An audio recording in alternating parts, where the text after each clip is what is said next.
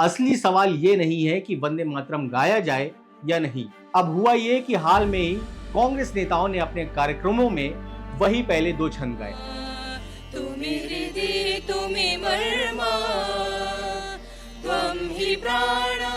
और भाजपा ने आरोप लगाया कि ये राष्ट्रगीत का अपमान है, क्योंकि ये झगड़ा नया नहीं है। इसकी जड़ें लगभग 90 साल पुरानी है और उन्हें समझे बिना आप आज की लड़ाई कभी नहीं समझ पाएंगे। ये लड़ाई गीत के बारे में है ही नहीं। कोई नहीं कह रहा कि वंदे मातरम गलत है। ये लड़ाई है इतिहास पर कब्जे की, इस बात की कि आजादी की कहानी किसके नजरिए से सुनाई जाए। नमस्कार, मैं हूं जितेंद्र निषाद और आप देख रहे हैं ब्रेकिंग ट्यूब। एक गीत 150 साल पुराना, जिसे सुनकर कभी अंग्रेज कांप जाते थे, और आज वही गीत भारत की दो सबसे बड़ी पार्टियों के बीच जंग का मैदान बन चुका है। लेकिन मैं आपसे एक बात कहूं, असली सवाल ये नहीं है कि वंदे मातरम गाया जाए या नहीं। असली सवाल ये है कि एक 150 साल पुराना गीत ठीक अभी इसी वक्त राजनीति का हथियार क्यों बन गया। और आज मैं आपके साथ वही करूंगा जो हमेशा करते हैं। शोर को एक तरफ रखकर आपको वो कहानी बताऊंगा जो कोई नहीं बता रहा। इस विवाद की जड़ में क्या है, 1937 में असल में क्या हुआ था, और प्रतीक हमेशा चुनाव के आसपास ही क्यों जागते हैं। तो चलिए शुरू करते हैं और सबसे पहले समझते हैं कि आज का विवाद है क्या। देखिए, बात दो छंदों की है। वंदे मातरम पूरा गीत 6 छंदों का है, लेकिन दशकों से सार्वजनिक कार्यक्रमों में सिर्फ पहले 2 छंद गाए जाते रहे हैं। अब हुआ ये कि हाल में ही कांग्रेस नेताओं ने अपने कार्यक्रमों में वही पहले 2 छंद गाए और भाजपा ने आरोप लगाया कि ये राष्ट्रगीत का अपमान है। कांग्रेस अध्यक्ष मल्लिकार्जुन खड़गे ने पलटकर जवाब दिया कि यही छोटा संस्करण तो ऐतिहासिक रूप से गाया जाता रहा है, गांधी के दौर से, नेहरू के दौर से, सरदार पटेल के दौर से। तो एक तरफ भाजपा कहती है पूरा गीत गाओ, और दूसरी तरफ कांग्रेस कहती है हम वही गा रहे हैं जो हमेशा से गाया। अब जरा यहां रुकिए मेरे साथ, क्योंकि ये झगड़ा नया नहीं है। इसकी जड़ें लगभग 90 साल पुरानी है और उन्हें समझे बिना आप आज की लड़ाई कभी नहीं समझ पाएंगे। चलिए थोड़ा पीछे चलते हैं। साल 1937 में वंदे मातरम लिखा था बंकिम चंद्र चट्टोपाध्याय ने 1875 में अपने उपन्यास आनंद मठ के हिस्से के तौर पर, और ये गीत आगे चलकर आजादी की लड़ाई का सबसे ताकतवर नारा बन गया।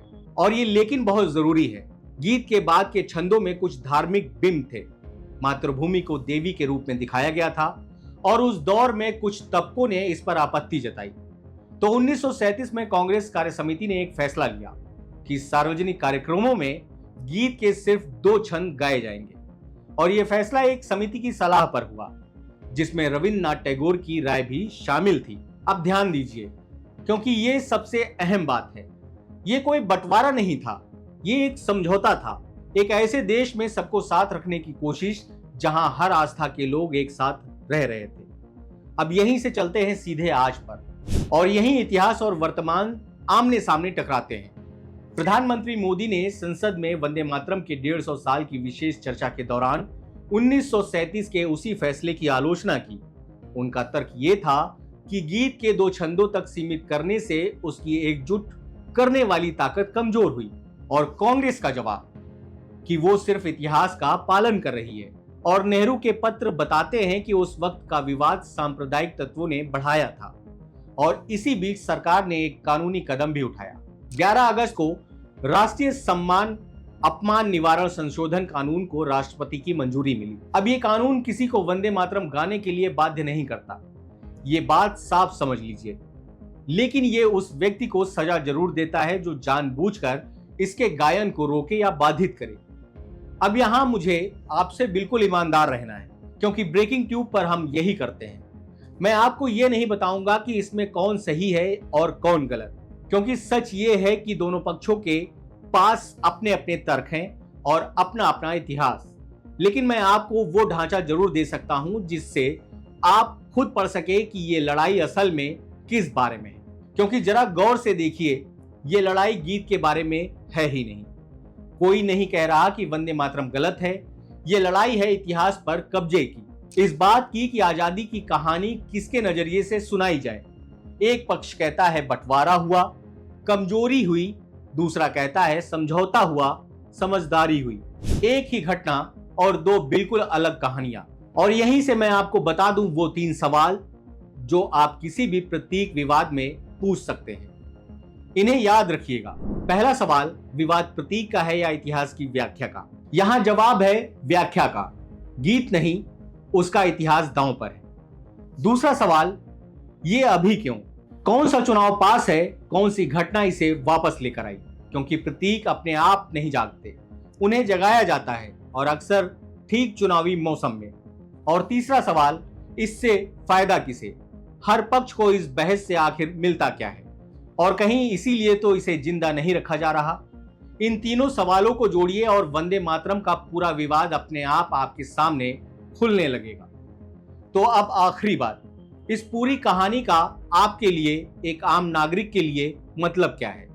मतलब यह है कि राजनीति में प्रतीक सबसे सस्ता और सबसे ताकतवर हथियार होते हैं।